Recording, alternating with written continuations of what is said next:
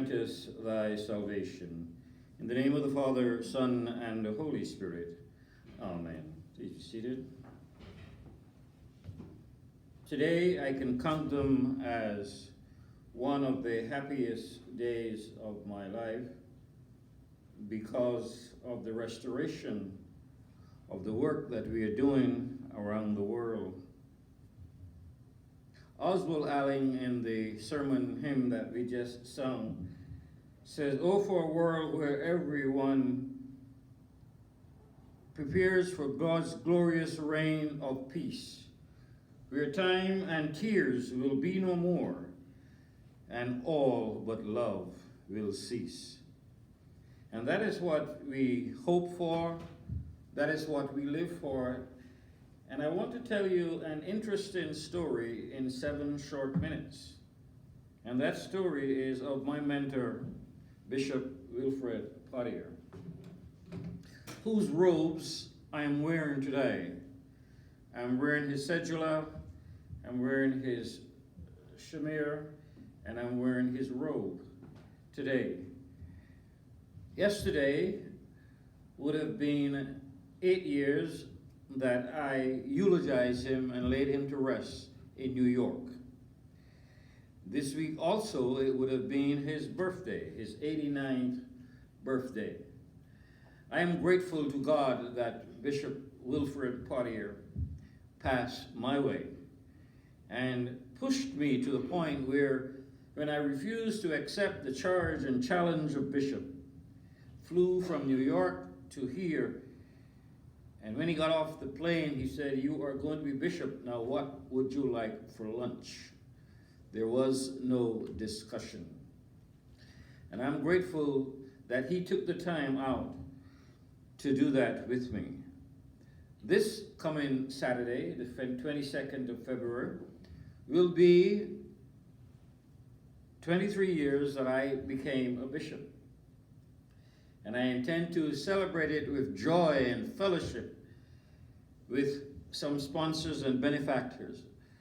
I intend to take many of you here to lunch at my favorite place called Olive Garden.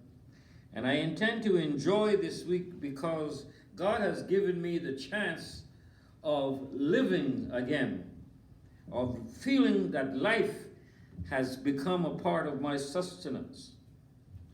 I have a friend in Maryland. She has been a friend for 30, 40 years, and I haven't seen or talked with her in 20 years. But I connected with her recently, and she brings an exuberance of joy that she talks about life. Now, if you hear her tell it, she's 27, but she's actually 50 years old in that.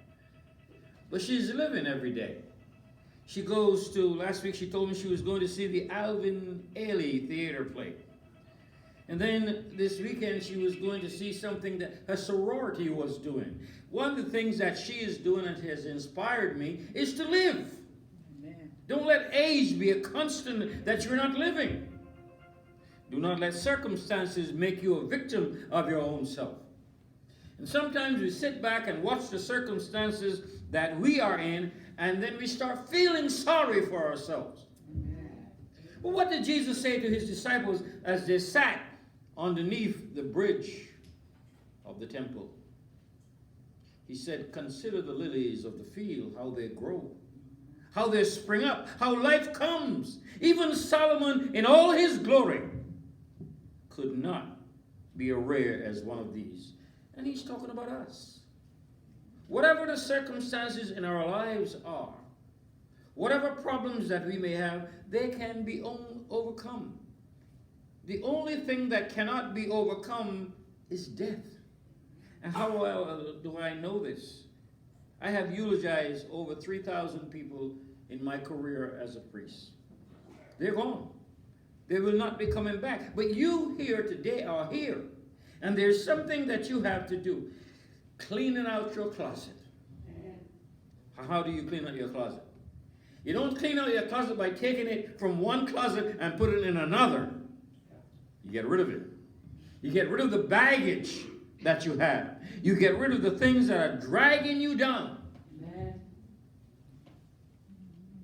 and make life the best that it can be.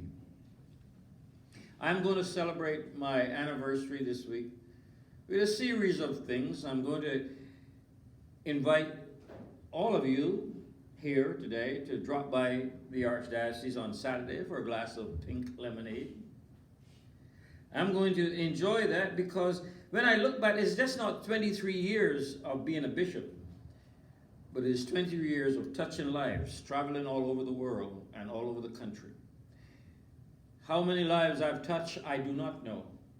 But I pray God will give me the opportunity to touch some more lives and to make things better, to help them to make things better in their own lives.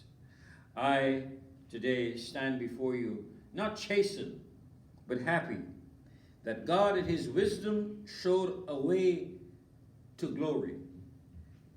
And as I talk about one friend who is celebrating life, she's enjoying life up there in Maryland.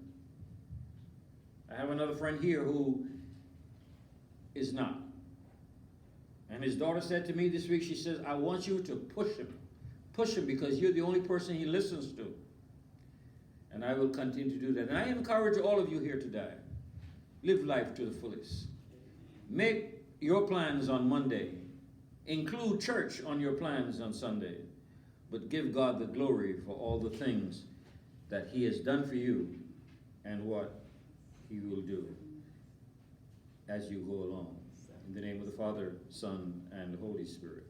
Amen. Amen.